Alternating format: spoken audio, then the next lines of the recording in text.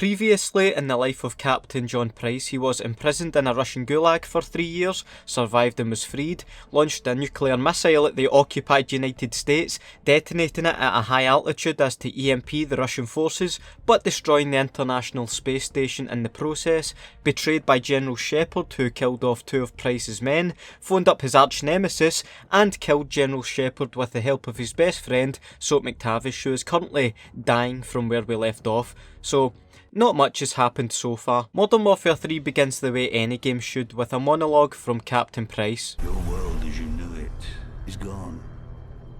How far will you go to bring it back? Shepard created a war, but only we knew the truth. In fact, Price has so many memorable quotes that as Soap is dying and his life is flashing before his eyes, that's all he sees and hears. Oh, that's kinda sweet in a way, but Price has to find Soap a doctor and fast. Thankfully he does, but Nikolai is worried Soap is slipping away. Price talks some sense into him though. Price, we've got vital signs, but they're weak. Soap won't last without proper attention. He's a hard bastard. Trust me, he'll make it. And multitasks, saving a life with drawing up a defensive battle plan at the same time. They'll use the ridgeline for cover and fly in from the south. How do you know? It's what I'd do. What a guy.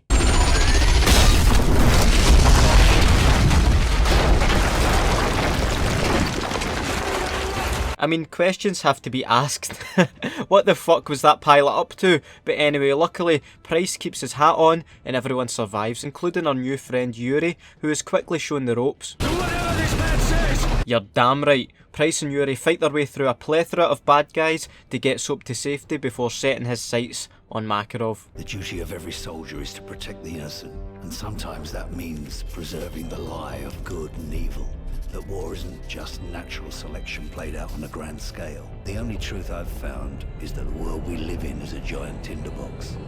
All it takes is someone to light the match. Not gonna lie mate, you've already lit a pretty big match and tossed it towards the United States part of that tinderbox, but we forgive you, it was for a good cause. Makarov is still up to no good, and his latest prank is kidnapping the Russian president who was planning to make peace with the West.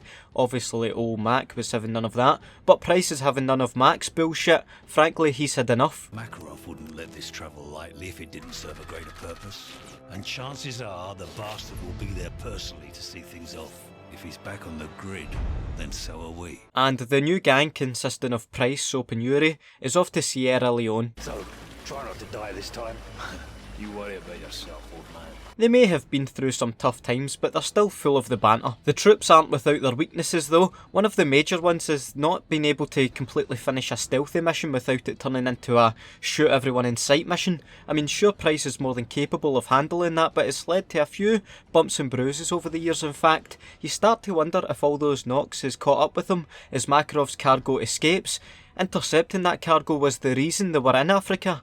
I hope it was nothing important, or it was chemical weapons to be used all over Europe.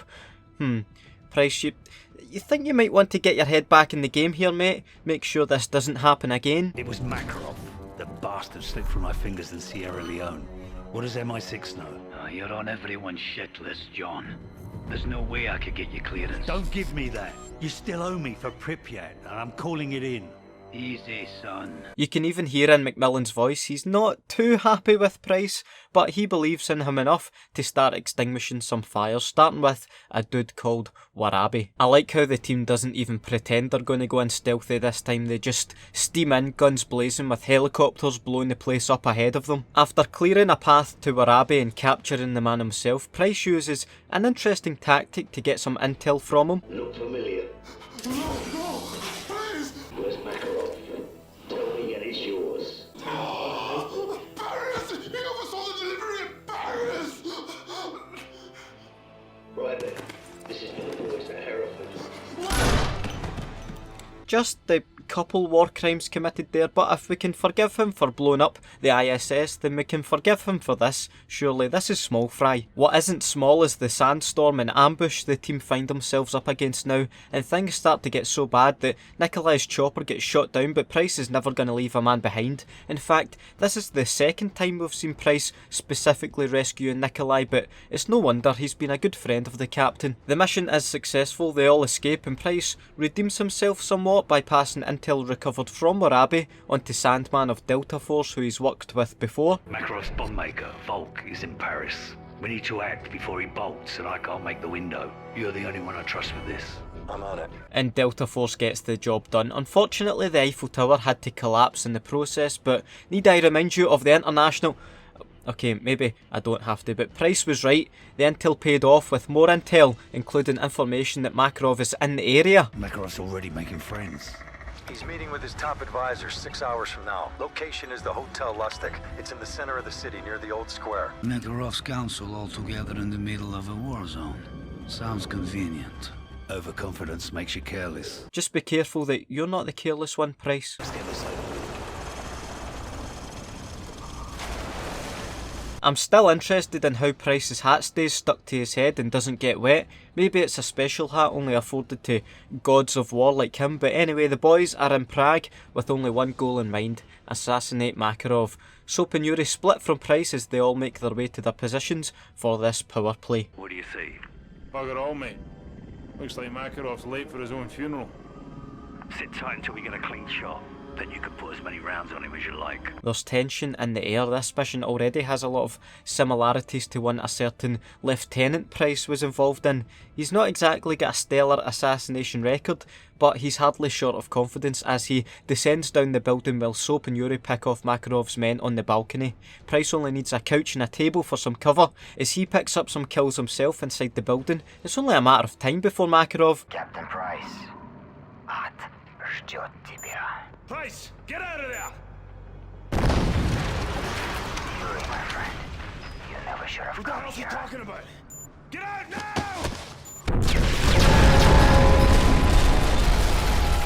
Now, usually I'm hung up on the beginning of Soap's demise here, but I'm going to hold it together for now, and once again ponder just how the fuck Captain Price was blown up, remains in one piece, but more importantly has his hat still on his head. I'm starting to think it's part of his fucking anatomy. Will someone just... Forget it, we've got more important things to worry about, like Soap bleeding to death. Price does all he can to escort us to a safe house, even launching grenades. It's that desperate. Under all of this fire, he somehow gets Soap inside, where the friendlies place Soap on his death table. Price is visibly shaking at this point, something we don't see often. No. Makarov knows. Oh no, no, no, no, no! Soap! No, no, no! Soap! You have to go now! Get off me! Who the fuck do you think you are telling Captain John Price what to do? No one tells him what to do, except Macmillan maybe. I'm sorry. Now, does Price mean he's sorry he couldn't save him, or sorry that he put everything on the line to kill Makarov? Because to be honest, Soap dying is a little worse than blowing up the ISS in my opinion. Either way, a couple minutes later, Yuri is on the end of a Price punch, which sends him absolutely flying down a set of stairs. And if you wouldn't mind finishing this off for me, roses are red, violets are blue. So why in bloody hell does Makarov know you? Classic. Maybe poetry can be an outlet for the captain's grief of losing his best friend. There's a clock tower in Hereford where the names of the dead are inscribed. We try to honor their deeds, even as their faces fade from our memory. Those memories are all that's left when the bastards have taken everything else. What happened? He killed Soap. He's gone, Mac. What's this you're sending me? Equipment list. That's a lot of hardware, John. What you plan on doing? What you taught me to do. Kill them all. Okay, maybe not. At this point, it's an understatement to say Price is on a mission to get Makarov. Keep up or I'll leave you behind. He's working at his own pace, so Yuri better keep up. He's also taking no prisoners while infiltrating this castle, being efficient too. The duo eventually learn that Makarov is close to capturing the daughter of the Russian president, which he's going to use as leverage to get the nuclear launch codes. That's when the stealth part of this mission comes to an end with the help of a grenade from Price, but he's not done yet.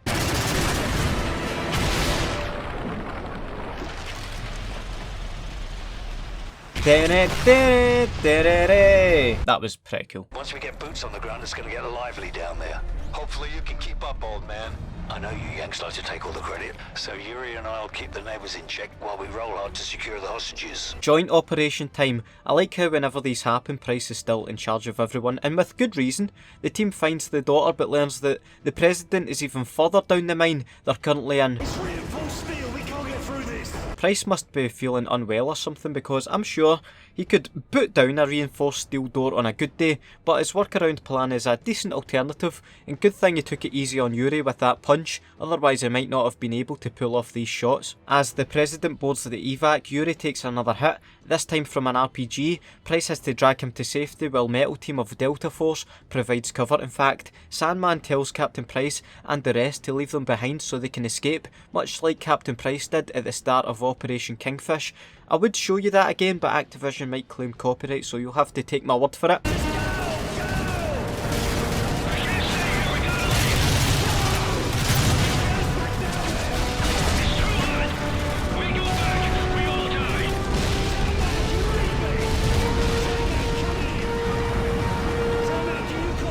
Fair play to Sandman and Team Metal. There's a simplicity to war. Attacking is the only secret. Dare, and the world yields. How quickly they forget that all it takes to change the course of history is the will of a single man. Who's this?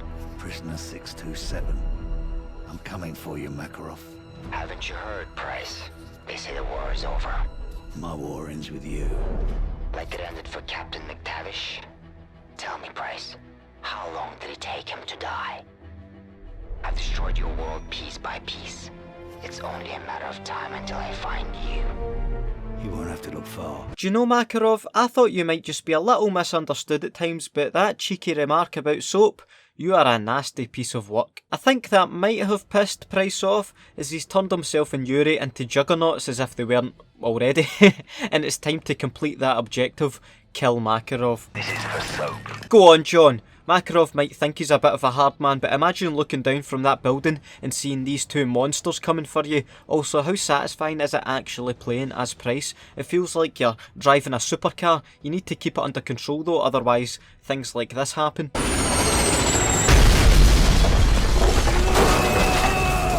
Oh, we're getting close now. A timer has started, and even without armour, Price and Yuri still barged their way through to Makarov. We can even see him. We're so close that Price can smell the pish leaking out of him.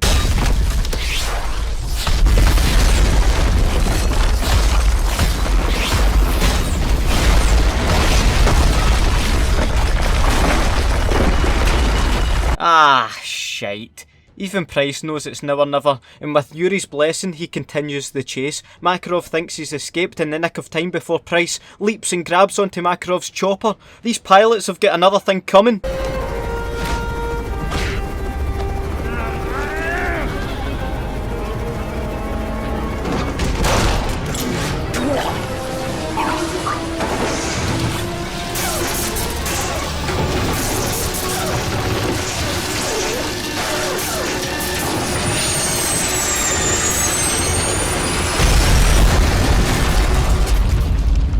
Price has definitely seen better days, and he's definitely seen better sights than Makarov stumbling towards a pistol.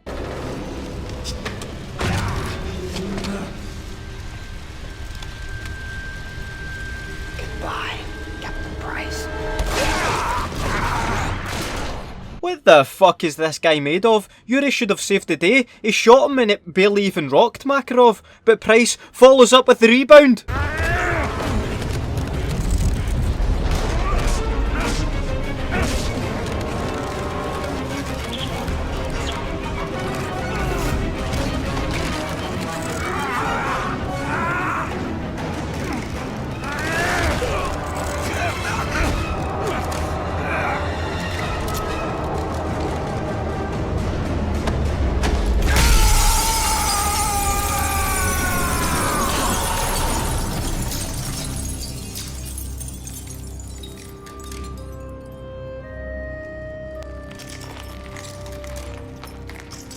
Objective complete, and Price, after a long day's work, sits back and has himself a well-earned cigar. Has himself a well-earned cigar. There we go, it's over. He's the last man standing, well, sitting. He's the survivor of Modern Warfare 3. And he still had his hat on after that helicopter crash, by the way, just saying. Captain John Price, thank you for your service, your leadership, your quotes, everything.